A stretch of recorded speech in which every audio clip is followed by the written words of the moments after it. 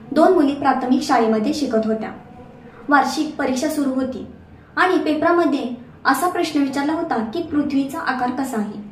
दोघींनीही पेपर लिहिला आणि बाहेर आल्यानंतर त्यांच्या दोघींमध्ये चर्चा सुरू झाली।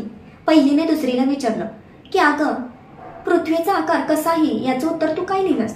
तेव्हा दुसरीने उत्तर दिलं की मी लिहिलं पृथ्वीचा आकार सफरचंदासारखा आहे, कारण की आपल्या मॅडमनीच आपल्याला सांगितलं होतं।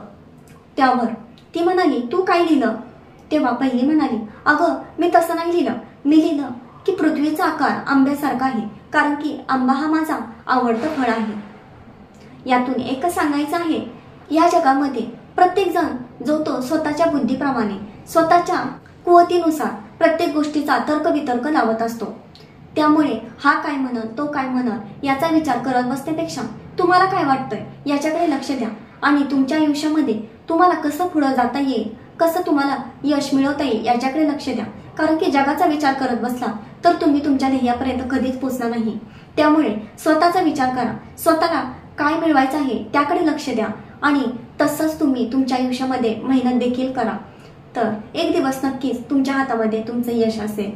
तर जग काय म्हणेल याच्यापेक्षा तुम्हाला काय वाटते त्याच्याकडेच लक्ष द्या, हेच मला या छोट्याशा व्हिडिओतून सांगायचं आहे। तर व्हिडिओ कसा वाटला नक्कीच सांगा, आवडल्यास लाईक करा, शेअर करा, सबस्क्राईब करा आणि अशाच नवनवीन व्हिडिओ बरोबर पुन्हा भेटत राहील। जय हिंद, जय महाराष्ट्र, धन्यवाद।